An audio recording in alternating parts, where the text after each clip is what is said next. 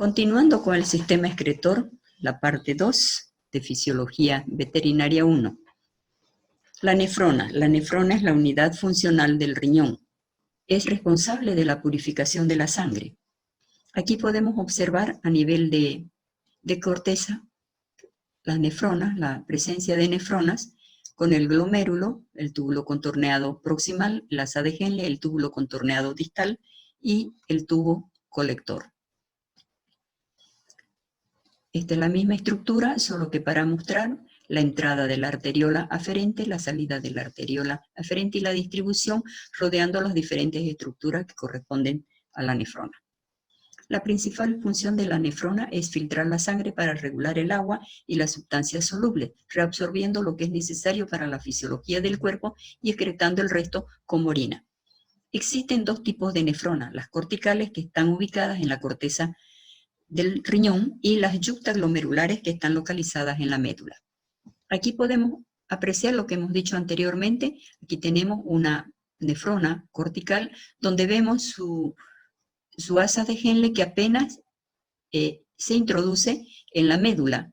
El asa es bastante corta, en tanto que las yuctaglomerulares, que están ubicadas entre la corteza y la médula, tienen un asa de Henle bastante larga. Esto le permite diferentes funciones de absorción. La estructura del nefrón es compleja, sin embargo, podemos decir que consta de las siguientes estructuras.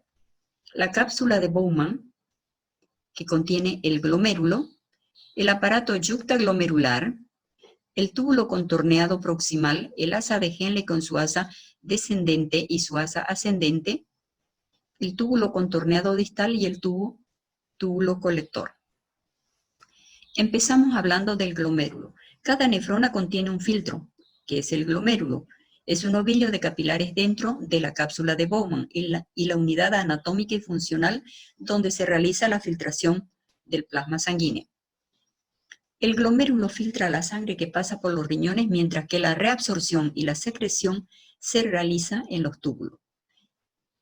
Para mantener la homeostasis, permite que algunas sustancias vuelvan a la sangre por la arteriola aferente y otras salgan al exterior a través de la orina. Esto es gracias a la velocidad del filtrado.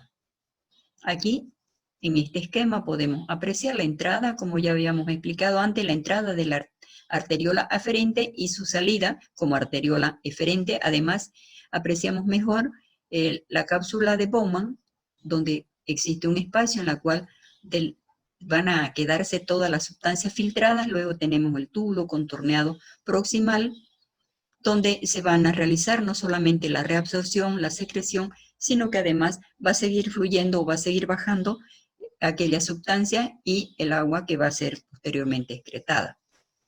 El glomérulo está contenido, como dijimos antes, en la cápsula de Bowman. Entre los capilares y la cápsula de Bowman hay un espacio que corresponde al espacio intersticial. En realidad, el glomérulo es parte del sistema circulatorio, ya que es un ovillo de capilares que se origina en una arteriola aferente y termina en una arteriola eferente. O sea que se diferencia en que aquí la arteriola se capilariza siempre en otra arteriola, cosa que no sucede en ninguna otra parte del sistema circulatorio general. La filtración glomerular tiene varios sistemas. Así tenemos que el sistema de filtración debe ser adaptado de modo especial para permitir la formación de esos volúmenes, ya sea disponiendo de un gran número de unidades de filtración a una elevada presión de filtración o que la membrana sea altamente permeable al agua. El segundo punto sería que el proceso de filtración glomerular debe ser meticulosamente regulado para evitar cambios bruscos en el volumen, no solo extracelular, sino en el volumen total de agua en el organismo. El tercer punto es el proceso de filtración, que debe funcionar coordinadamente con el mecanismo de reabsorción tubular para que no se pase de la capacidad límite de reabsorción. La filtración glomerular consiste en el paso del plasma desproteinizado desde el interior de los capilares glomerulares hacia el espacio de la cápsula de Bowman. En este filtrado se filtra agua, iones, sales, moléculas orgánicas como la glucosa. No filtra proteína y si las filtrara inmediatamente serían reabsorbidos en el túbulo contorneado proximal. o sea que filtra agua y soluto, o sea plasma desproteinizado, que es un ultrafiltrado libre de proteínas. El flujo sanguíneo renal es el más alto del organismo en relación a su peso, ya que un cuarto del flujo total se realiza. Si fuera un flujo nutricio, podríamos decir que es muy alto y por lo cual deducimos de que además debe haber otra función. Aparato yuctaglomerular. Esta es una estructura que regula el funcionamiento de cada nefrona.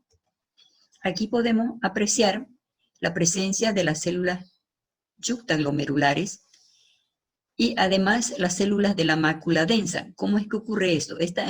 Tanto las células yuctaglomerulares como de la mácula densa son modificaciones de las células de la arteriola aferente y del túbulo contorneado distal del nefrón, tomando el nombre de yuctaglomerular a las de la arteriola y mácula densa a la del túbulo distal.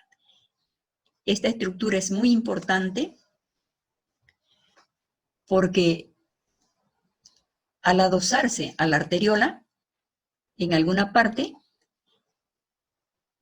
estas células del túbulo se van a llamar mácula densa. Decíamos que es muy importante, ¿por qué? Porque produce sustancias, como por ejemplo la renina, que es una enzima que actúa como una hormona. Es una enzima proteolítica que va a actuar sobre el angiotensinógeno plasmático y lo transforma en angiotensina 1, la que por acción de un dipeptidil carboxipeptidasa se transforma en una angiotensina 2, la cual es fuertemente vasoconstrictora y que el organismo utiliza cuando hay una desregulación, ya sea del nivel de líquido o de la presión sanguínea. Túbulo contorneado proximal. Es la parte del nefrón en la que sus paredes están compuestas por una sola capa de células cúbicas con microvellosidades para permitir la reabsorción de los diferentes nutrientes y sustancias que deben ser absorbidas. Aquí vemos una imagen histológica del túbulo contorneado proximal. Y así decimos que el túbulo contorneado proximal reabsorbe entre el 40 a 60% del ultrafiltrado, la totalidad de la glucosa y los aminoácidos, el 60% de potasio, el 80% de los bicarbonatos. El agua y la sal se reabsorben de acuerdo a las necesidades del organismo. El agua se reabsorbe en forma pasiva por ósmosis. Para el intercambio iónico intervienen varios mecanismos, como por ejemplo la bomba de sodio-potasio ATPasa, que saca 3 iones de sodio de la célula al intersticio e introduce 2 iones de potasio. También interviene el antitransportador de sodio-hidrogenión, localizado en la membrana apical. Introduce iones de sodio que se intercambian con protones. Estos se combinarán con iones de bicarbonato en la luz tubular, formando dióxido de carbono. La anhidrasa carbónica se une al bicarbonato a los hidrogeniones para formar anhidrido carbónico y agua. Estos se difunden al interior de la célula a través de la membrana apical. Parte de este anhidrido carbónico pasará a la sangre y otra parte se combinará con el agua en el interior de la célula, dando de nuevo ácido carbónico, gracias a la presencia de la anhidrasa carbónica. Este ácido se ionizará en ion bicarbonato que pasa a la sangre y protones, los cuales son utilizados por el antitransportador. Regulación del equilibrio electrolítico. En el túbulo contorneado proximal se realiza la regulación del equilibrio ácido-base. A este nivel se reabsorbe casi la totalidad el bicarbonato, tomando en cuenta que en 24 horas se filtran aproximadamente 5.000 miliequivalentes y solo se eliminan entre 1 a 2 miliequivalentes. Esto en realidad no se trata de un proceso de reabsorción, ya que los iones de bicarbonato del fluido tubular no atraviesan la barrera celular. Por el contrario, el bicarbonato se comporta como un ion no reabsorbible. Aquí juega un importante papel la anhidrasa carbónica en este mecanismo de pseudo-reabsorción, que se realiza a nivel de las células tubulares. Por acción catalizadora se acelera la formación de ácido carbónico a partir del anhidrido carbónico y el agua. Aquí tenemos el anhidrido carbónico más el agua forman el ácido carbónico. Para conservar las bases se produce una recuperación del ion sodio. El intercambio de iones de hidrógeno por iones de sodio, los iones de hidrógeno se filtran de las células de los túbulos contorneados proximal y distal. Se combinan con el bicarbonato filtrado para formar ácido carbónico, el cual se desdobla en agua y anhidrido carbónico. Aquí podemos observar el ion hidrógeno bicarbonato que va a formar ácido carbónico. Este, a su vez, se desdobla en agua y anhidrido carbónico. Este trabajo lo realiza el riñón para mantener el pH adecuado dentro del organismo, porque si en el organismo existen demasiados iones de hidrógeno, el organismo se acidifica, llegando inclusive a provocar estados graves, inclusive la muerte. En la etapa siguiente, los iones de hidrógeno se intercambian por iones de sodio, de los fosfatos y los citratos. Aquí tenemos, por ejemplo, el fosfato disódico más el ácido carbónico va a dar un bifosfato de sodio más bicarbonato de sodio. Este bicarbonato de sodio que se forma es reabsorbido en el túbulo y penetra en la sangre reemplazando el sistema amortiguador bicarbonato ácido carbónico. Compiten los iones de potasio y de hidrógeno por los iones de sodio en el túbulo contorneado proximal. Todo este proceso se realiza, como ya dijimos anteriormente, para evitar la acidificación del organismo. Asa de Henle. El asa de Henle, aquí podemos apreciarla en la imagen, es la porción de los túbulos que sigue o continúa del túbulo contorneado proximal. Tiene una forma de U o de horquilla, teniendo un asa descendente delgada y un asa ascendente gruesa. El asa descendente es permeable al agua, al sodio y al cloro. Toda la parte que forma la U es permeable a la urea, en tanto que el asa ascendente es impermeable al agua, pero es permeable a los iones de sodio y cloro. La longitud del asa de Henle está relacionada con la capacidad de absorción y con los tipos de nefrona, tanto corticales de asa corta y los yuctaglomerulares de asa larga. Es decir, cuando el animal está en regiones en las cuales no tiene gran disposición de agua, entonces las nefronas que tienen más su riñón son las yuctaglomerulares. Esto porque, como ya hemos dicho, el asa larga permite la absorción no solamente de iones, sino también especialmente de agua. Entonces ellos tienen una mayor superficie de absorción de agua. Fisiológicamente, el asa de Henle reabsorbe aproximadamente un 15% del sodio y cloro filtrado y alrededor de un 25% del agua que ha sido también filtrada. El líquido que llega al asa de Henle es isotónico con el plasma, es decir, que tiene una osmolaridad de 285 miliosmoles y el que sale debe ser forzosamente hipotónico, con aproximadamente unos 150 miliosmoles.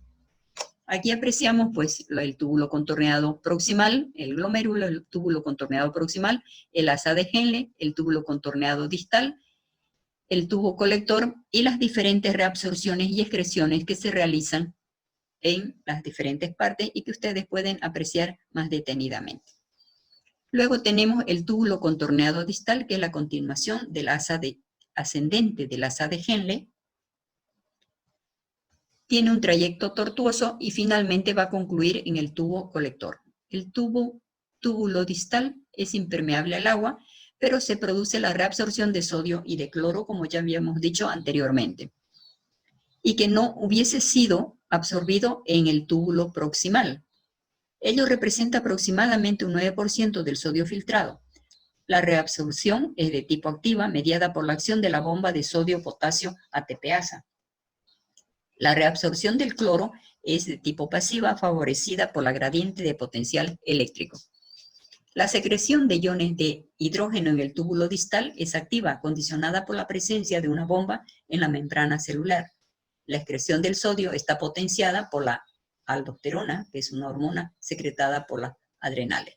Referente a la secreción del potasio, es de tipo pasiva y se halla regulado por el elevado contenido de potasio a nivel de célula.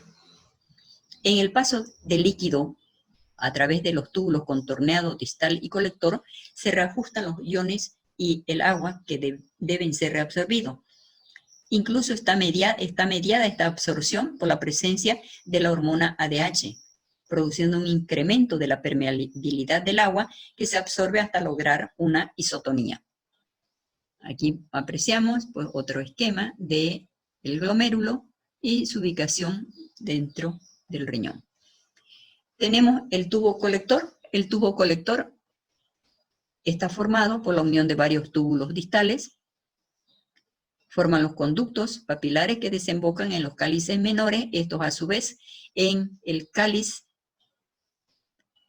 mayor, en los cálices mayores, y luego la pelvis renal, la cual va a acumular este filtrado hasta que posteriormente va a salir a través de los uréteres.